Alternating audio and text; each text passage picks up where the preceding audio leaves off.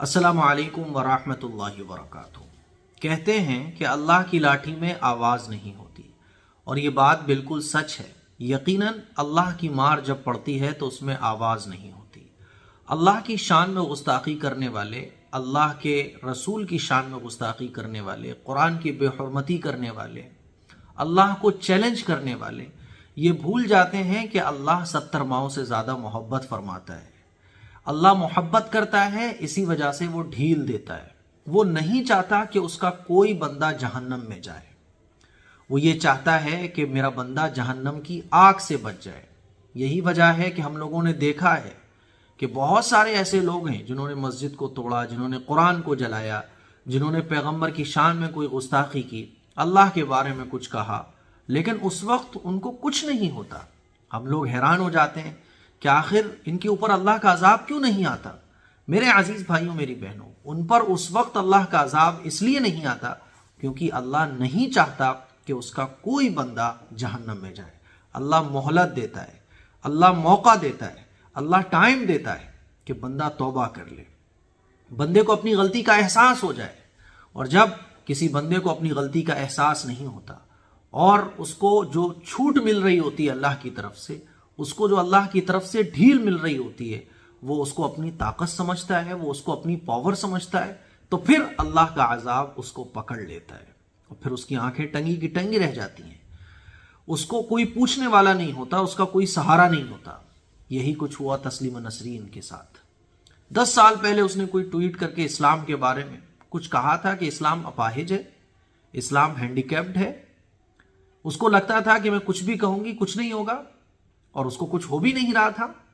हम लोग हैरान थे कि ये अल्लाह के बारे में, अल्लाह के नबी के बारे में इतना सब कुछ बकवास करती रहती है, इसके ऊपर अल्लाह का अजाब क्यों नहीं आता।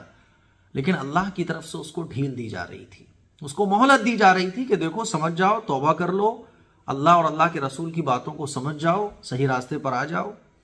लेकिन जब आदमी हठधर्मी दिखाता है, इंसान जब तौबा नहीं करता और वो ये समझता है कि मैं सबसे ज्यादा ताकतवर हूं, मेरे पास पैसा है, मेरे पास दौलत है, मेरे पास सब कुछ है, तो फिर अल्लाह का अजाब तब आता है जब इंसान बेहुरमती की, अल्लाह की शान में गुस्ताखी की जब इंतहा कर डालता है, और जब अल्लाह की मिली हुई छूट को वो अपनी पावर और ताकत समझता है, तो फिर अल्लाह का अजाब आ जाता है। आज इसकी हालत ये हो गई है कि इसका नीचे का जो हिस्सा है ना बॉडी का, वो बेकार हो चुका है बिल्कुल, और डॉक्टर समझ ही नहीं पा रहे कि आखिर क्या प्रॉब्लम है। ये खुद भी नहीं समझ पा रही है, बोल रही है रिपोर्ट्स नॉर्मल थी, सब कुछ ओके था, लेकिन बस क्या करूं, डॉक्टर्स भी नहीं समझ पाए, और डॉक्टर्स ने कह दिया कि अब नीचे का जो हिस्सा है वो काम नहीं करेगा। अब ये बिस्तर पर पड़ी हुई है। ये वो है जिसने अल्लाह और अल्लाह के रसूल की शान में बड़ी गुस्ताखियां की हैं। और इस तरह से जिन्होंने भी, देखें आप, बाबरी मस्जिद को शहीद करने वाले जो उस टाइम में हीरो समझे गए, उनकी अगर आप मरने के वाकयात के बारे में पढ़ोगे ना कि बाबरी मस्जिद को तोड़ने वालों का क्या हुआ, तो आप देखोगे कि ऐसे ऐसे लोग मरे हैं कि उनकी मौतें हमारे लिए सबक हैं।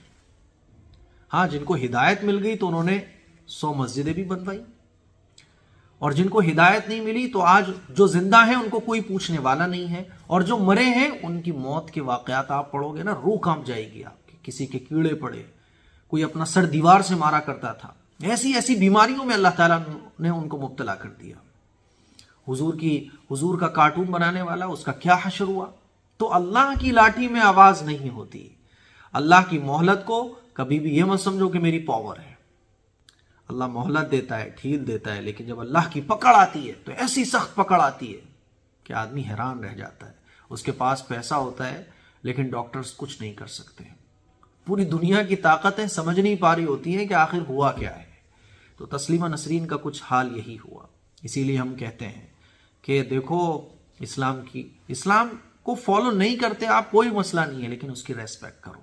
और यही हम मुसलमानों से कहना चाहते हैं कि हम इस्लाम को फॉलो नहीं कर रहे, लेकिन हम इसको गुनाह, अपने आप को गुनहगार समझें, लेकिन हम इस्लाम को ही अनाप शनाप बोलना शुरू कर दें, अल्लाह और अल्लाह के रसूल के बारे में ही सवाल और जवाब करना शुरू कर दें, ये मुनासिब नहीं है।